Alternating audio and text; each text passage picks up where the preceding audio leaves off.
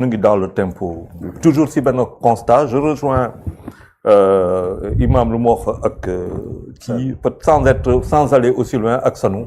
mooy que defe naa opposition raté na opportunité. dem fa donte premier ministre moo laaj mais boo amee opportunité.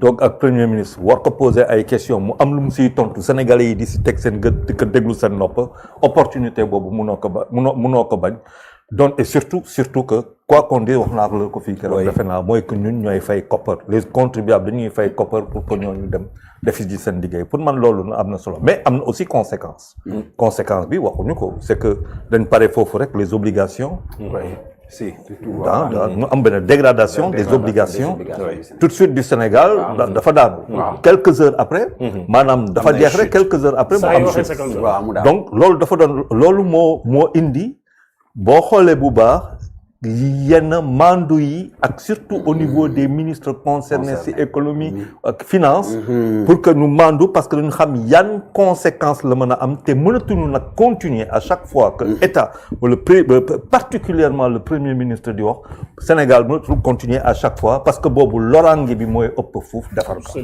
te fu mu nee nii nag muy ça commence à trop faire ça yu ñu waxee affaire yi wàcc kooku c'est une conséquence immédiate ay waxtu rek la te ñu ngi toll si jàmm te maa ñu ngi koy wax faut que ñu gën a regardant lu bëri ñu ngi koy wax parce que dañ nekk si zone géographique boo xamante ñu xam ne que ñun ñoo ko bokk surtout économique et monétaire c'est un espace économique et monétaire chaque fois dama koy wax te si biir espace économique et monétaire ba daa fekk mu amoon ñetti réew yoo xam ne ñoom jël nañ seen distance muy Niger Burkina ak Mali Guinée CFA la dañ koy fàtte Guinée Bissau c'est du CFA comme ñun mu nekk le 4e pays ba pare ñun nekk si ay situation très très très difficile du point de vue financier ñu ngi lay wax dette FMI ak yu demee noonu si kaw loolu suñ si war a teg loo xamante ne muy crise institutionnelle ak ay wax yuy indi suñuy obligations yi suñuy kii di gën a wàcc ça devient totalement et ça c'est des conséquences de plus en plus qui nous font très mal parce que confiance vis-à-vis du Sénégal mooy wàññeeku loolu tax ma ne ñenn bu ñuy wax dem ba si dette bi bëgguñu si wax lu bëri parce que autorité moo koy wax bu dee député moo ko wax wala directeur wala président de conseil d'administration mais ministre wala premier ministre ou président de la République lu ñu wax rek ça engage le Sénégal et tout de suite il y a des impacts le ministre de l'économie est allé même jusqu'à dire que c'est une polémique inutile waaye mais maa ngi la ko wax naa leen ko fii dama ko wax waxaat ko ba jusqu'à la preuve du contraire laa wax dama ne erreur mënul passer lu ñu def le 26 septembre 2024 te gisaguñu dara parce que nit ñi dañuy fàtte que Abdou Diouf tolof bu muy am commencé ko ak Senghor en 1979 Abdou Diouf dund ko 84 bu muy commencé di baax si moom xëy na yéen xamu leen loolu mais sanu bi moo nekk suma doyen xam na ñun luñ dund de 1984 ba 2000 ba Abdou Diouf affaire yi bu muy commencé di baax si moom si la dem yoonam Abdoulaye Wade ñëw si lu bëri changé mais ça veut dire il y a fallu 16 ans ak ay ministres des ministres incroyables Loum Sakho Loum c'est ce duo Sakho Loum il y avait Moustapha Ndiaye toutes ces personnalités yu doon xarañteef ñu nekk une jeunesse malsaine bu ñu fàtte loolu nous étions la jeunesse malsaine d'Abdou Diouf donc on est bien placé donc ñun bu ñu déggaatee lii day cauchemar lay nekk si ñun day nekk cauchemar loolu tax ma ne wax boobu même bu amee non am na feneen foo ko mën a jaar ba liggéey ko mais kooku day fekk nga nekk libéral wala nga nekk leneen mais pas forcément contrôleur ou inspecteur parce que nag faaw ñu waxante defar xaalis dafa am lu mu laaj dafa am ñuy jël xaalis yow moo am ñuy defar xaalis ci ñoom ngay dem di jël xaalis ci ñoom loolu nag sénégalais yi ñoo ko tànn loolu tax ma ne faaw ko ñun ñu cohérent de ce point de vue man dama jàpp ñaar le 28 novembre lan la ñu waxoon le 28 novembre dañu waxoon Grand Théâtre oui loolu la annoncé woon le 8 c'était le Grand Théâtre ça n'a pas été le Grand Théâtre pourquoi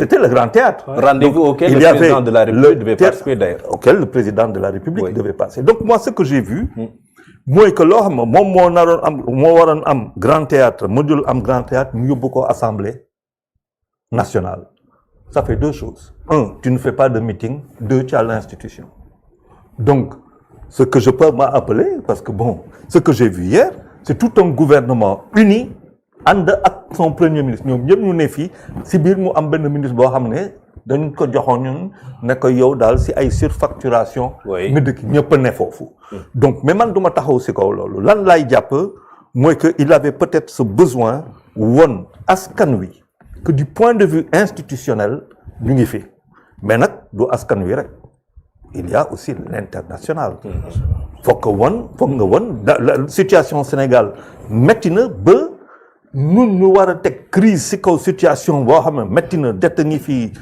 amoo koppar buy ñëw et tout faaw que ñu won nit ñi que Sénégal institutionnellement taxaw na donc crise bi bu amee xëy na am na mais si koppar lay nekk mais du nekk si wàllu politique donc loolu wanoon la à moindre frais sans meeting et tout mais pour man kooku entraînement la vis-à-vis du 7 décembre bu dee 7 décembre dafay am donc si biir loolu non seulement il en a profité pour wane que gouvernement bi il est uni derrière sa personne si kaw loolu nga mën a teg benn mise en scène politique et institutionnelle avec loo xamante ne dañ ko doon xaar si moom parce que bu ko defuloon lu bëri lay yàqu mooy que muy lu imam di wax mooy Cheikh di wax mooy dalga moo mën a indi justement Sénégal gars yi ne bon y a pas de problème les députés de PASTEF ont joué le rôle de député loolu nag dafa am solo aussi ñu koy wax mu am un député boo xamante ni defe naa ñëpp tey nañ turam dem ba Tafsir ñëpp kontaan nañ si moom et bu ñu xoolee premier ministre bi lu mu ko doon xoolee moom ak bu muy ñëwaat y a eu un point de désaccord mais lu si des dën si ànd da ngay gis que même si biir xoole bi sax da ngay gis le respect la retenue te loolu te Sénégal toll loolu la gën a sol moom gis naa ko mais pour man c'est en droite ligne de une légitimité institutionnelle pour une légitimité populaire parce que bu ñu fàtte ba léegi 2029 est en ligne de mire 2029 kenn mënu ko fàtte wante mënoo fi toog di wax 2029 ñuy ne coalition Diomaye te yokkoo si 2029 ñuy ne Sonko 2029 te 2026 ñëwagul 2027 ñëwagul 2020 c'est-à-dire Sénégalais yi sax dañuy donc il fallait rassurer pour man tout le monde loolu amoon na solo léegi bu ma déggee si wàllu man benn am naa fa ay quelques soucis ak rapport benn rapport bi awma si benn souci mooy bu muy ne par exemple rapport boo xam ne junj nañ ko kenn moom la IGE képp si kaw ay affaire mu war a moom wax na ko premier ministre nee na wax na ko rapport boobu jégg na si ay loxo président de la République parce que président de la République bu jotee rapport lu est approuvé léegi sauf peut-être bu amee si lu mu si àndul sauf peut-être lay teg ñii di demee noonu loolu lay teg n'est-ce pas loolu moom nee na pare na jógee na si loxo président de la République léegi si wàllu justice la war a dem loolu nag mooy les messages codés boo xamante ne moom lay imam Sonko buy wax day am ay messages codés daa am fooy muy ànd ak fermeté mais ak dafa am benn ambivalence benn bi fermeté la beneen bi day am ay messages codés message codé ba mooy man def naa suma warugar wax naa lu am léegi nag bu fa àggul te moom junj na ko fi sànq na ngeen xalaat keneen mais du man te man new ma fi pour liggéeyal kenn ku dul Sénégal mbir bi leer na. C'est clair, hein? Il l'a dit. C'est clair.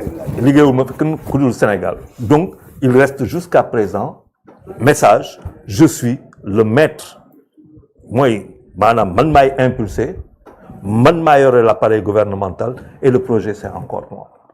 loolu donc ça c'est les messages codés yoo xamante ni moom lay distiller mais beneen rapport bi laa am problème ak vraiment mooy rapport boo xam ne moom daf ko trouver te rapport boobu nekk rapport IGE parce que waaw rapport boobu moo may teg problème parce que pourquoi ma ne rapport boobu dafa réer man daf may teg problème dans ma compréhension xam nga pourquoi parce que rapport defe naa boo koy bind mënul nekk en version unique mënul nekk en version unique mënul nekk en version unique te boo ko bindee en version day nekk daa am foo xam ne da nga koy bind mu nekk si machine ba nga imprimer ko mu jóge si impression bu la neexee def ko benn exemplaire 2 exemplaires am na ñu ko moom am na ñoo xamante ne ñoom rek ñoo ko moom. Il y a la contradiction ça. mu am exact moom laa la bëgg contradiction parce que avant mu nekk un rapport définitif bu ñuy jox le président de la République rapport boobu day am fu mu jëm day am si ay loxo yoo xamante ni faw ñoom ñu indi si parce que daa am contradiction contrairement à la scientifique par exemple à la démarche bii day am donc rapport boobu bu jaaree ba àgg fu mu war a àgg maanaam non seulement mu ngi si machine nga am na exemplaire boo xam ne premier ministre dina ko am na exemplaire boo xamante ne président de la République dina am rapport boobu naka la mënee réer man loolu mooy suma maintenant naka la mënee réer maintenant dafa am loo xamante ne te day leer damay bëgg je suis un journaliste koo gis day am sa déformation suma déformation mooy que mënuma bind dafa am lu nga wax sànq lu am solo la wax nga dëgg imam la double vérification balaa ma bind dara faw ma vérifier beneen côté bi est-ce que loolu am na loolu moo may may man ma quitte ak suma conscience donc rapport boobu bu fekkente ne moom def nañ ko bëgg naa xam rapport boobu bu fekkente ne am na est-ce que àgg na si kaw la table du président de la République ba mu jël stylo bind si lu et approuvé Inch'Allah waaw attends may ma rek ma yàkkamti pour tontu non j'ai un grand problème yow tu j'ai compris moo tax réponse yi dafay leeral li nga wax yëpp voilà c'est bien parce que nit ñi aussi di ngay wax waaw xëy na ñoom comprendre duñ ko parce que tout était codé yenn yi dafa codé wu mais ni nga ko posé question débat yi nag mooy tax mu leer daf ñu am lu mu ñu jox ñun nag ñu war ci waxtaan waaw jël ko nag ñun voilà dafa am solo parce que man newuma fii pour jugement. non c'est bien pour mu leer sam bopp. pourtant quelque part ça da ngay rejoindre le premier ministre parce qu'il dit que c'est extrêmement grave. non looloo tax ma ne rapport bi mun a am situation. waaw on va vous dire comment ça a été. voilà parce que loolu bu dee rapport bu disparaître mooy rapport boobu disparaître na si machine bi. rapport ba disparaître na sous toutes ces autres formes d'exemplaires maanaam exemplaires yëpp disparaître na mais dafa am dara.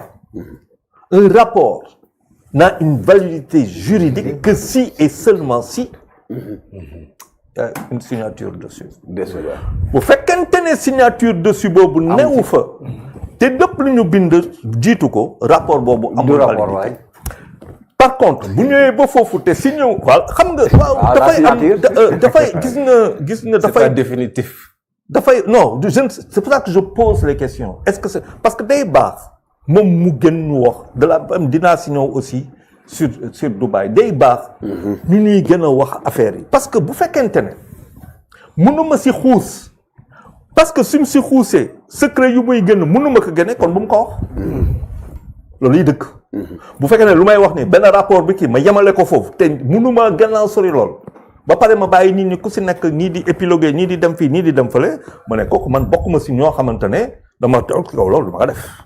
dama ko def non dama ko def da bay wax ba mbir bi leer ma xam donc moi j'ai un problème avec ce rapport là surtout la dette bi faaw ñu xam est-ce que nous sommes à 132% aujourd'hui ou 119 parce que aussi il y a quand même un communiqué de la banque de comment dire FMI oui si biir communiqué bu mujj bu FMI quand kii ñëwoon fii Gemayel fi ñëwee dette cachée moom daanaka tey si biir communiqué bi binduñu leneen lu dul dette cachée.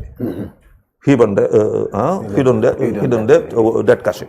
loolu lañ bind léegi si biir les gens peuvent dire tout ce qu'ils veulent.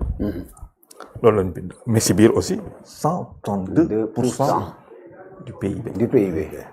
loolu lañ bind 132% du PIB da ngay jàpp que c'est à aujourd'hui fu mu toll nii. à aujourd'hui bu ñu doon xool par exemple au 31 ñoom bu ñuy dem. ils sont partis. en octobre au début novembre. donc bu ñu fiy nekk donc au 31 octobre ou au 30 septembre. le déficit par rapport au PIB c'était à 132%. 132% boo koy calculer. 132% da nga am benn indice benn année de référence. au 31 décembre 2024 où on était à 119%. léegi dette bi. ñii bu ñuy dem dañu nekk la dette était à 74%. ñu déclaré ko à 111%. la ñu mën a jàpp au 31 décembre wala à mars 2024 ñële bu ñuy dem. 23. Oui. 31 décembre 2023 bu ñuy dem mën nañ ko jàpp que c'était là. Waaw. bu ñu àggee au 31 décembre 2024 on était à 119%. 119%, oui. donc looloo moo indi. Les 8%. le Thioye. Ouais, Exactement. cette question de Thioye qui dit loolu tax ma ne la. Bassirou Diomaye Faye nekkoon le. waaw ça veut dire affaire bi. c'est très facile. waaw non ça veut dire. xëy na techniquement. Oui. Techniquement. boo ci duggee tu prends trop de temps te tu as 8 minutes. de réponse. Oui. waaw mais néanmoins je vais vous expliquer pourquoi mu nekk loolu. waaw ça veut dire que. c'est tout à fait normal. C'est tout à fait normal. Oui, c'est tout à fait normal. C'est tout à fait normal que on peut dire 74%, ñu ne 111% différence bi dafa rëy ah. Oui, 8%. 74% à 111%. Oui. dafa rëy de. Oui. waaye caaxaan de. du dëgg. on est à 23 000 milliards. Notre PIB est à 17 000 et quelques milliards xaw ma 14 000 xaw ma 15 000 milliards. C'est rien du tout en notre PIB. day won rek lu bëri loo xamante ne fa laay xaar fa laa leen di xaar te ba léegi waxu leen loo xamante ne moom laay xaar. caay ay waay 2029 na ñëw waaye ñu def ñu. may ma rek ma dugal leen ko. donc ma dugal leen ko man lu ma gën a jàpp au final. Oui. man mouchoir blanc laa gis ñu génne. xam nga yenn saa da ngay dem. Pape Djibril Fall il n'a pas dit ça de. dëkk bi ay mouchoir yi xonk rek ñoo fi nekk. waaw man nag daal wax dara de Pape Djibril Fall su ma rak bu baax mais bul waxati yambar petit frère. yooyu doo ko wax sa doo. waaw kooku waaw suñuy. loolu wax boobu xam naa au fond de lui xam naa Pape Djibril. waaw du moom quoi. loolu du moom. jum am na boo dajee nag ak tam koo xamante ne moo la mag. aussi moo la dàq jiw. non magam la. non Sonko. Sonko magam la. Sonko te gouvernement la woon sax. waaw gouvernement donc léegi lu mu wax mooy donc mouchoir blanc am na Sonko man lu ma gis. oui. waay. mouchoir blanc am na génne mouchoir blanc parce que la référence à cette année parce que dafa am lépp leer na kii. Cheikh Niang moo ko leeral. Cheikh Niang moo ne le président s'est affiché. C'est affiché. moo ko wax de waaw moo ko wax de moo dem affiché wane wu parce que je m'affiche avec l'armée Sonko ne ko yow rek moo ko. ba gaay ba pare dans ce défi. donc lu ma jàpp mooy que il y a une grande opération de charme mais si biir. léegi nag ñu ngi si ay tànku 7 décembre. très bien léegi 7 décembre boobu on verra avec quelle voie ça sera fait. nañ ñëwaat léegi si kii bi alors. ce qu'on va faire excusez-moi ce qu'on va faire Cheikh léegi laajte nga ma. et damay bàyyi doyen Sanu mu ñëw. waaw après ma ñëwaat si yow pour li nga bëggoon doole ci Cheikh Thiam.